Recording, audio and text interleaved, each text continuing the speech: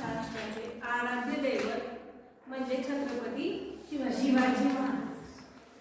तर ते आदर्श राज्यकर्ते कसे होते किंवा त्यांचं एक संघटन चातुर्य कसं होतं, त्यांनी लष्कराविषयी जे धोरण रेल्वेची जशी काळजी घेतली, हे सगळं काय करायचं आपण ह्या पाठात पाहणार आहोत। त्या अगोदर एक महत्त्वाचं सांगायचं म्हणजे तर शिवाजी महाराजांचा जन्म 19 फेब्रुवारी 1630 रोजी कुठे झालेला आहे? शिवनेरीवर किल्ल्यावर। तर त्यांच्या वडिलांचं नाव कोण सांगेल? शहाजी राजे भोसले। आईचं नाव मातेचं जिजाऊ। तर जिजाऊंनी त्यांना लहानपणापासून नीतिशास्त्र, राजकारण आणि धर्मनिष्ठा यांचे लहानपणापासून त्यांना काय केलेले धडे दिलेले आहेत। त्यांच्या मनामध्ये स्वराज्य स्थापनेची बीजे रोवली। त्यामुळे तर आज पूर्ण जे रयतेचे जे सुराज्याचं जे सुराज्य झालं ते कोणामुळे झालेलं आहे? शिवाजी महाराजांनी। पण हे करत असताना त्यांना खूप अडचणी आल्या, युद्ध किंवा त्यांनी पराक्रमांची शर्त केली। तर एक तुम्हाला एखादा प्रसंग सांगता येईल का शिवाजी महाराजांचा? आणि त्यांनी जो म्हणजे एक उदाहरण सांगते की शाहिस्तेखानची परी, अजून काय सांगता येईल? अफजलखानाची गेल, पन्हाळगडावरचा वेढा किंवा ते हातावर दिलेल्या धुरी ते तू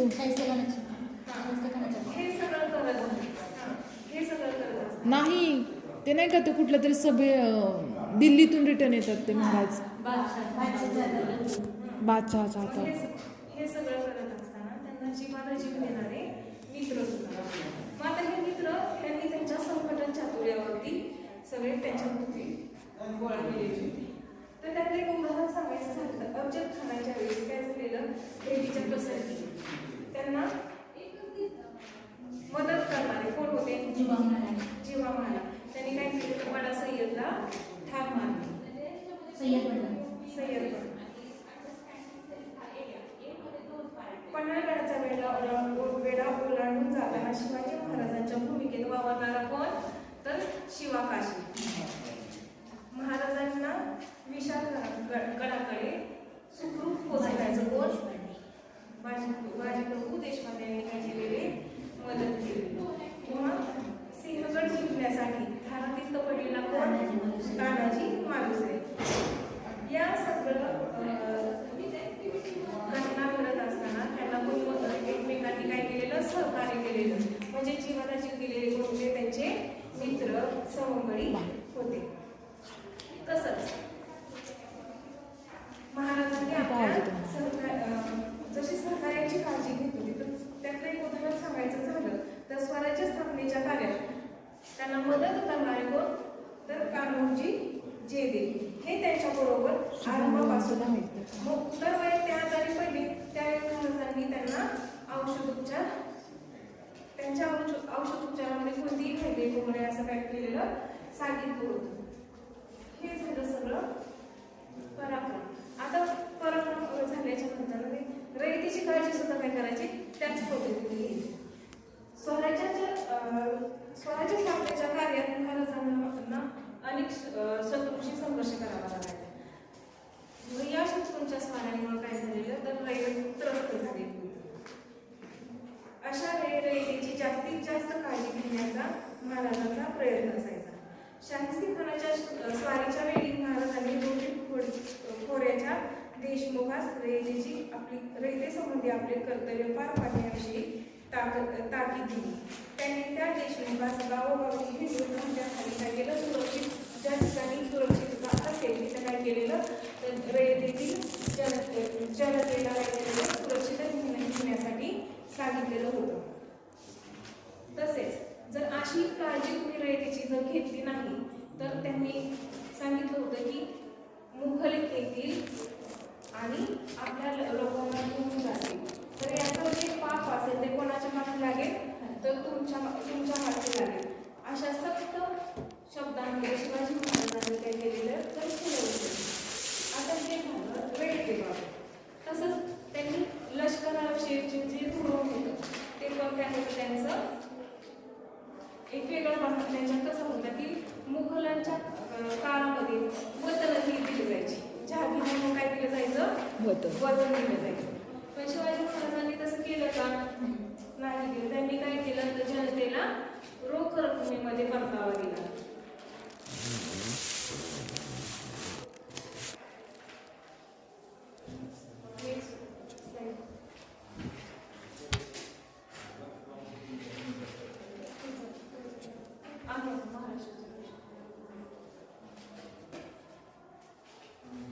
स्वराज्य स्थापनेच्या वेळी त्यांनी पहिला गड जो घेतला तो कधी घेतलेला आहे, तो 1646 मध्ये शिवाजी महाराजांनी जिंकून घेतलेला पहिला गड तोरणा.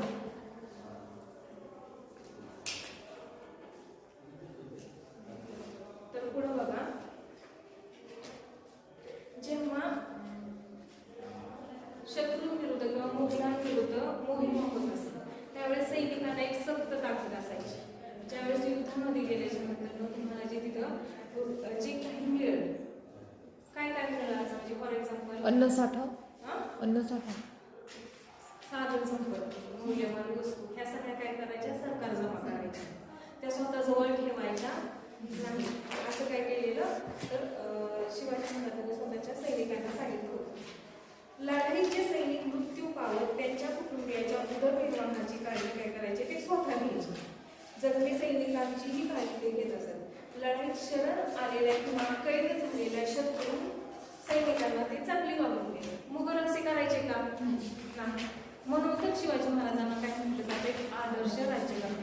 कोणी असं शत्रू जर आपल्या कैदेत असेल तर वागणूक कशी दिली असते रे मुलांनी,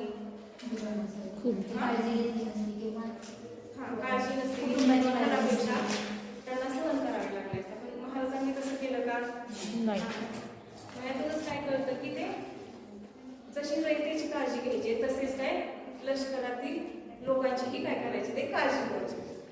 अजून त्यांचं जर वैशिष्ट्य सांगायचं म्हटलं किंवा गुण सांगायचं म्हटलं तर काय, सहिष्णू वर्तन. महाराजांनी ज्या सत्तांबरोबर संघर्ष केला त्यापैकी आदिलशाही, मुघल, सिद्धी या काय होत्या, इस्लामी सत्ता होत्या. तर त्यांच्याशी संघर्ष करत असताना त्यांची जी प्रजाजन आली तर त्या प्रजाजनांना काय केलेलं, मुसलमान जरी असतील तर त्यांनी आपल्या स्वतःची काय प्रजाजन म्हणून त्यांना मानली. अफजल खानाच्या भेटीच्या वेळी महाराजांच्या सैन्यात सिद्दी इब्राहिम हा विश्वासू सेवक होता. सिद्दी हिलाल हा महाराजांच्या सैन्यातील सरदार होता. स्वराज्याच्या नावावर दौलतखान खान हा महत्वाचा अधिकारी होता. म्हणजे प्रत्येक ठिकाणी जिथं महत्वाच्या ज्या भूमिका बजावायच्या आहेत तिथं काय होते की मुसलमान सैनिक त्यांचे होते. त्यांनी असा भेदभाव केला का की मराठी आणि मुसलमान असा केला का, तर नाही. त्यांनी वेळेला काय केले, समान मांडलेले, सर्व धर्म सर्व धर्म समान मांडलेले होते. आता महाराजांचे धार्मिक जर त्यांचा सहिष्णूचा धार्मिक कसं होतं, शिवाजी महाराजांचं जर सहिष्णू कसं होतं तर एखाद्या प्रदेशामध्ये जर आपण स्वारी केली तर त्या स्वारीमध्ये एखाद्याला लढताना वगैरे जर त्यांचा इस्लामी ग्रंथ कुठला ग्रंथ आहे, इस्लामचा ग्रंथ कुराण, तर एखाद्याच्या हातात जर ती प्रत लागली तर ती प्रतेचा ते अपमान न करता ती काय करायची, तर त्यांच्या कुटुंबियांकडे सुपूर्द करण्यासाठी महाराजांनी सांगितलं होतं.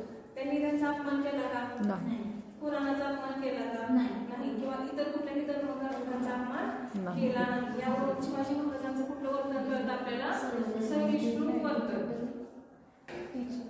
आता हे झालं सहिष्णू वर्तनाबद्दल. आता पुढे त्यांची आणखी कुठली प्रेरणा होती तर स्वातंत्र्याची प्रेरणा. शिवाजी महाराजांनी स्वराज्य स्थापनेच्या प्रयत्नांना एक वेगळं मूल्य दिलं.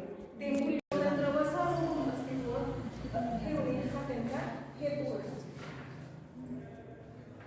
शिवाजी महाराजांनी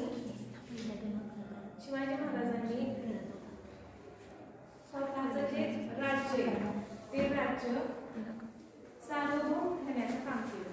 सार्वभौम म्हणजे काय? सर्वांचं नाही, म्हणजे कसं नाही सांगता येणार की कोणाच्याही आधिपत्याखाली न राहायचं, तो स्वतःचं राज्य काय करायचं, स्वतंत्र करायचं. पुढची स्लाइड कुठे पुढे मागे करायची. नेक्स्ट स्लाइड करा ना.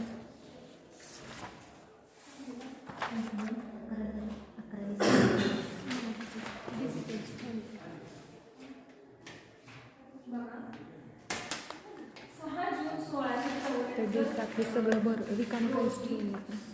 स्वराज्याचं सार्वभौमत्व म्हणजे शिवाजी महाराजांचं काय केलेलं आहे, राज्याभिषेक झालेला आहे. आणि त्यांना छत्रपती ही काय मिळाली, उपाधी मिळाली. मराठा साम्राज्याला सार्वभौमत्वाचे आणि अधिकृत रेडिओ स्वरूप प्राप्त झाले. हा दिवस भारतीय इतिहासातील एक सुवर्ण क्षण मानला जातो, ज्या एका नव्या युगाची सुरुवात झाली. तुम्हाला असं वाटेल का की शिवाजी महाराजांचा राज्याभिषेक कधी झाला? वरती बघा स्लाइड मध्ये दिसते वर 6 जून 1674.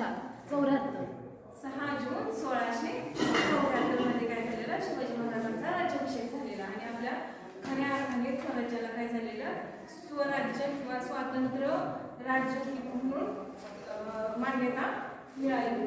मात्र स्वराज्याच्या स्थापनेच्या वेळी त्यांना जे पांडित्य होते, जे पंडित होते किंवा कोण होतं त्यांचं नाव काय, गागाभट्ट. आता महाराजांची कार्याची पूर्वी गावावी तेवढी थोडीच आहे. महाराजांनी अनेक शत्रूंशी संघर्ष करत स्वराज्याची स्थापना केली. ही कृती त्याने त्यांचे युगप्रवर्तक सिद्ध करते. परंतु त्या कृतीखेरीज त्यांच्या व्यक्तिमत्वामध्ये इतरही अनेक सद्गुणांचा समुच्चय आढळतो. महाराज काय अतिशय बुद्धिमान होते. त्यांनी अनेक विद्या आत्मसात केलेल्या होत्या. त्यांना अनेक भाषा, लिप्या अवगत होत्या. आई वडिलांनी स्वराज्य स्थापनेसाठी जे केलेले बीज रुजवलं होतं ते त्यांनी काय केलं, सत्यात आणलं. तसंच नैतिकतेचे संस्कार त्यांच्यावरती खोलवर रुजलेले होते.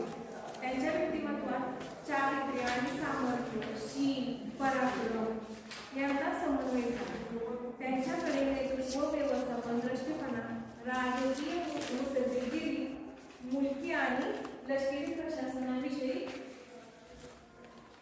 प्रभावी धोरण, सत्य, न्याय यांच्यावरील निष्ठा, सर्वांना समान वागणूक देण्याची वृत्ती, भावी गोष्टींचा आराखडा तयार करण्याचे नियोजन, हे सगळे शिवाजी महाराजांचे काय गुण आहेत. मग आता संकटामध्ये खचून न जाता त्यांना धैर्याने प्रतिकार करायचा किंवा धैर्याने त्याच्यावरती मात करायचा, हा गुण काय सगळ्यात महत्त्वाचा आहे.